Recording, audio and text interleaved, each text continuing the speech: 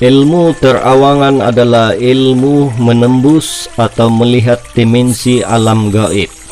Ilmu terawangan yang kita bahas di sini adalah ilmu terawangan dalam keadaan tertutup mata yang menggunakan mata batin atau mata hati atau mata ketiga.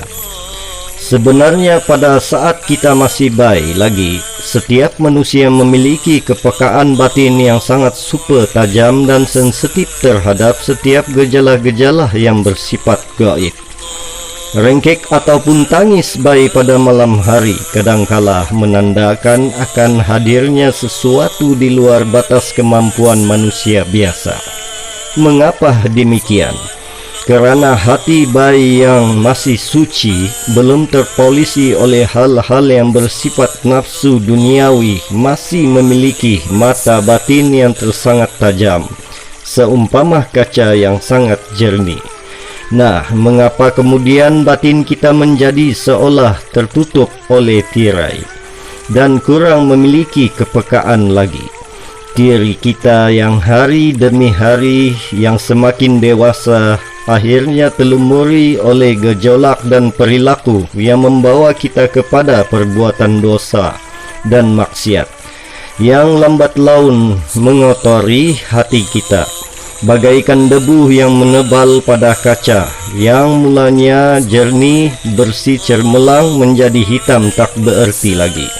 Oleh kerana itu, kesucian hati, niat dan perilaku harus selalu kita jaga di dalam mempelajari ilmu terawangan.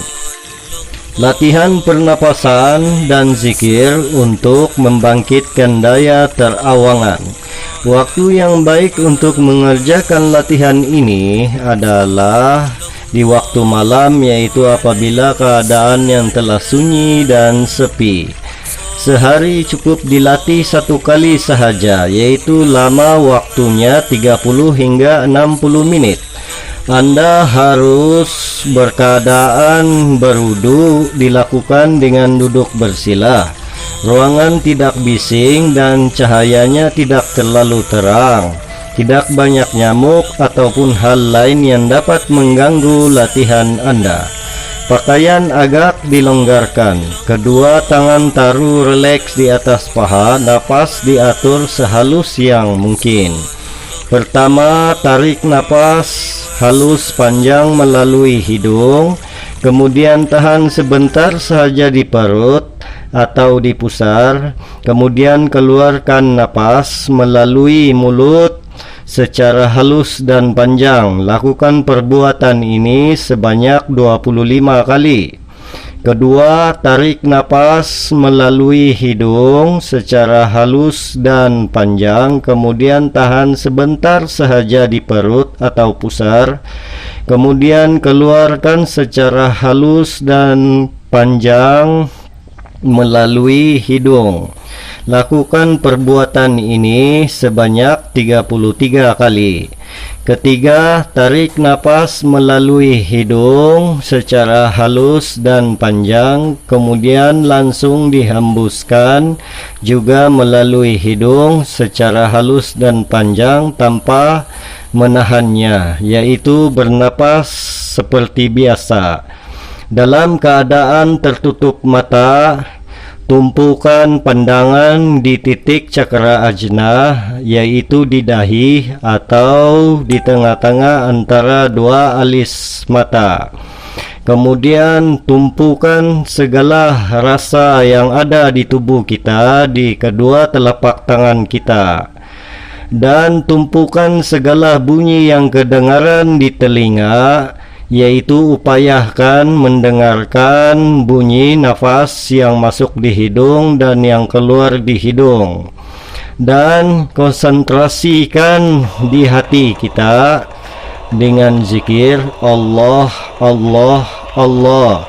Upayakan kita berzikir secara dalam hati, yaitu mengikut rentak jantung kita, dan badan kita hendaklah kita lemaskan. Dan apabila semua perbuatan ini dilakukan dengan benar, maka lama-kelamaan tubuh akan terasa seperti ringan sekali, hati menjadi tenang, dan perasaan seolah-olah melayang. Tubuh jasad terasa lemas dan akhirnya memasuki keheningan, yaitu alam minda bawah sadar. Di alam minda bawah sadar ini kita sepertinya bermimpi, namun pikiran kita masih sadar sepenuhnya, dan kita tiba-tiba akan melihat titik cahaya putih yang wujud tiba-tiba di hadapan kita. Dan apabila kita sudah berjaya melihat cahaya putih ini, maka ini menunjukkan kita telah berjaya membangkitkan daya terawangan kita. Dan apabila kita mau mendaya gunakan ilmu terawangan kita itu tadi, maka cukup kita niat mau menerawang kemana, dan lakukan kaedah yang ketiga, yaitu langsung berkonsentrasi dengan zikir Allah, Allah, Allah. Lakukan latihan ini sehingga kita benar-benar menguasai ilmu terawangan, insya Allah.